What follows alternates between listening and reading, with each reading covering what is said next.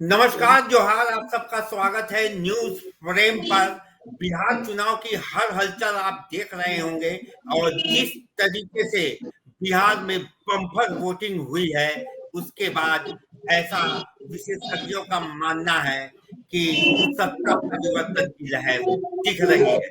आज इसी विषय पर बात करने के लिए हमारे साथ बिहार से अजीत कुमार भारती जी जुड़े हुए हैं, जो कि एक वरिष्ठ पत्रकार हैं और भरोसा एक्सप्रेस जैसे चैनल को वो चला रहे हैं। न्यूज फ्रेम आपको जमीनी पत्रकारों से रूबरू करा रहा है, जो कि जमीन पर रह के बिहार की नब्ज को टटोल रहे हैं। तो अजीत कुमार भारती जी, आपका बहुत बहुत स्वागत है न्यूज फ्रेम पर। सबसे पहले ये बताइए, ये जो 64.64% का जो आंकड़ा आया है, 64% से पार वोटिंग परसेंट पहले फेज में, इसको आप कैसे देख रहे हैं? जी नमस्कार, मैं अजीत भारती। देखिए, 2025 के बिहार विधानसभा चुनाव में बम्पर वोटिंग यानी 64.46% वोटिंग के दो ही मायने हैं। पहला, या तो मुख्यमंत्री नीतीश कुमार फिर से मजबूती के साथ सत्ता में आएंगे, या फिर तेजस्वी यादव बाजी मार ले जाए। और यहाँ देखने वाली बात यह है कि बिहार के वोटर्स खास करके महिला मतदाता अधिकांश महिला मतदाता एनडीए के पक्ष में। इसकी वजह है एनडीए सरकार की, केंद्र सरकार की योजनाएं। अभी जो सरकार 2 लाख रोजगार के लिए महिलाओं को दे रही है, उसमें 10,000 दिया भी जा रहा है। और 5 किलो राशन वाली बात है। उसके साथ साथ पोशाक योजना, ढेर सारी सरकार की ऐसी योजनाएं हैं।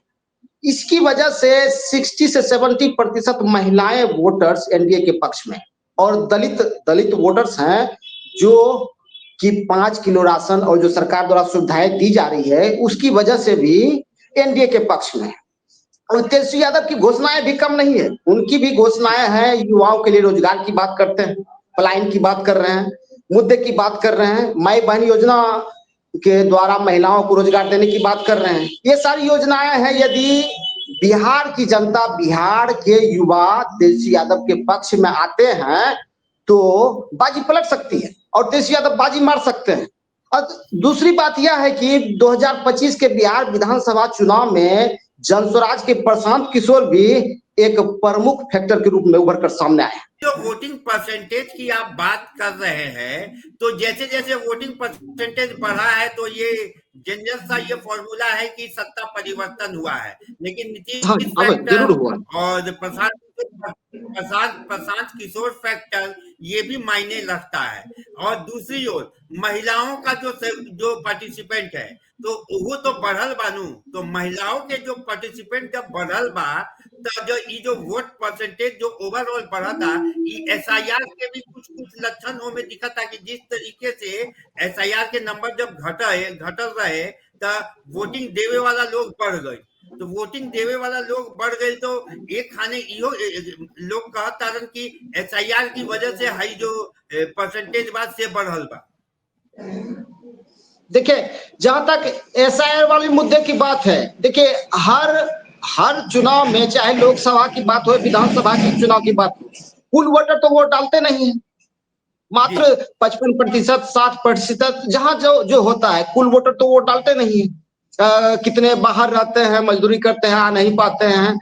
इसी वजह से नहीं, तो मान लीजिए एक बात एसआईआर। यही कहा जा रहा है कि बीजेपी ने तो ट्रेन भर भर के वोटरों को बिहार में लाया है, और छठ के बाद जो भी मजदूर वर्ग बोल लीजिए या वर्कर बोल लीजिए, वो बिहार में रुक गए, उसकी वजह से परसेंटेज बढ़ा। और दूसरी ओर हरियाणा से हो गया या दूसरी जगह से हो गया, ट्रेन भर भर के बीजेपी लोगों को बिहार में लेके आ रही है। तो क्या ये भी फैक्टर है चुनाव परसेंटेज बढ़ने का?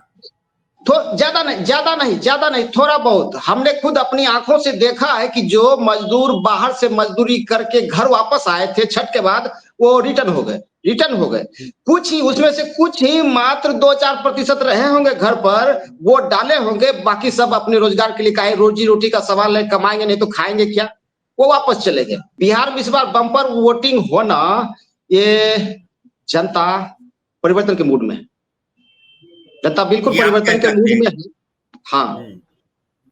क्योंकि आप बम्पर लोग वोटिंग होना जमीन से जुड़े हुए हैं। आप तमाम कंस्टिट्यूएंसी में घूम रहे हैं, पूरे भागलपुर में आपने देखा है, लोगों का मूड को समझा है। तो लोगों के मूड को समझने के हिसाब से आप कह सकते हैं कि जनता जो है वो परिवर्तन के मूड में। देखिए 2025 के बिहार विधानसभा चुनाव में सीट शेयरिंग और टिकट बंटवारे को लेकर जितना तिकड़म हुआ आज तक के इतिहास में कभी नहीं हुआ था। सीटिंग अच्छा। विधायकों के टिकट काटे गए, जो पार्टी के लिए वर्षों से जिंदाबाद जिंदाबाद करते आ रहे थे, उसके लिए पैसा खर्च करते आ रहे थे, उसका भी टिकट काट दिया। जो कम वोटों से हारे थे उसका भी टिकट काटा गया। लेकिन जो जो चुनाव का समय नजदीक आते गया, क्यों तो पार्टी के कार्यकर्ता गोलबंद होते गए।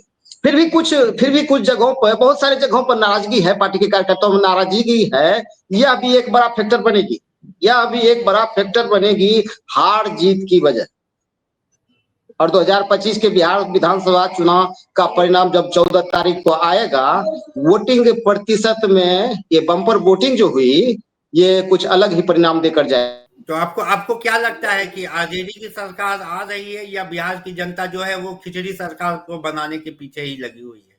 तो नीतीश कुमार फिर से सत्ता में आ सकते हैं, या जनता का रुझान तेजस्वी प्रसाद यादव की तरफ जाता है तो वो बाजी मार सकते हैं।